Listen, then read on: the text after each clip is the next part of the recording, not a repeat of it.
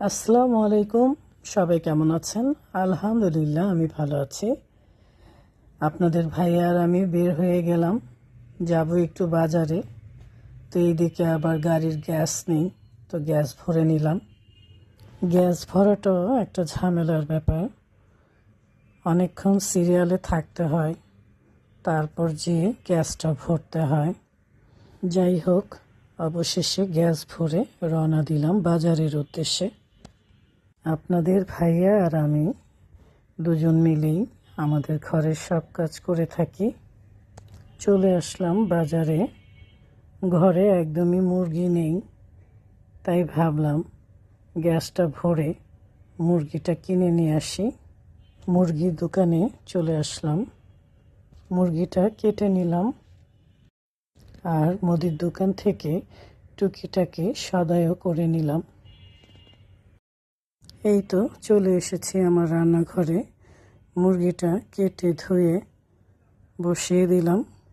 ফেসবুকে যারা কাজ করছেন, ধৈর্য সহকারে কাজ করতে হবে, কারণ ধৈর্য না থাকলে ফেসবুকে কাজ করা যাবে না। আলু আর ঢেঁড়স সিদ্ধ বসিয়ে দিয়েছি, ভর্তা করব। গরম গরম ভাতের সাথে আলুর ভর্তা খেতে কিন্তু দারুণ লাগে। এক পাশে মুরগি রান্না করছি, আরেক পাশে আলু আর ঢেঁড়স সিদ্ধ বসিয়ে দিয়েছি। মুরগিটা কষানো হয়ে গেছে, এখন পানি দিয়ে দিচ্ছি। যেখানেই যাই না কেন রান্না বান্না সেরেই যেতে হয়,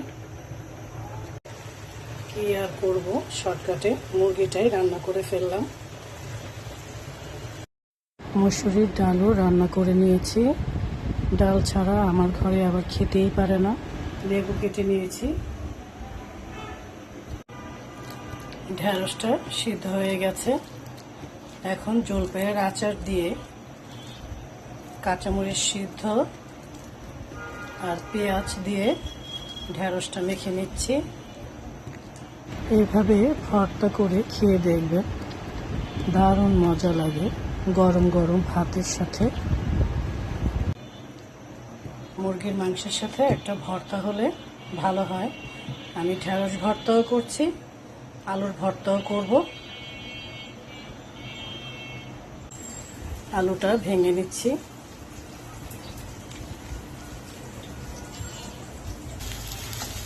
আলুর ভর্তাটা করে নিচ্ছি। তেলের মধ্যে পেঁয়াজটা ভেজে লাল লাল হয়ে যায় যখন পেঁয়াজটা, তখন আলু সিদ্ধটা দিয়ে দিই।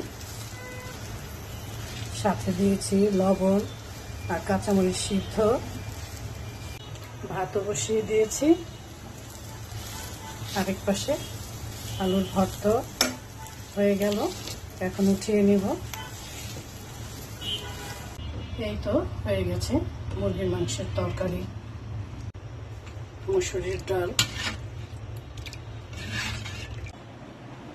আলুর ভর্তা, ঢেঁড়সের ভর্তা আর লেবু কেটে নিয়েছি। গরম গরম ভাতের সাথে খেতে কিন্তু দারুণ লাগবে। সবাই ভালো থাকবেন, সুস্থ থাকবেন। আল্লাহ হাফেজ।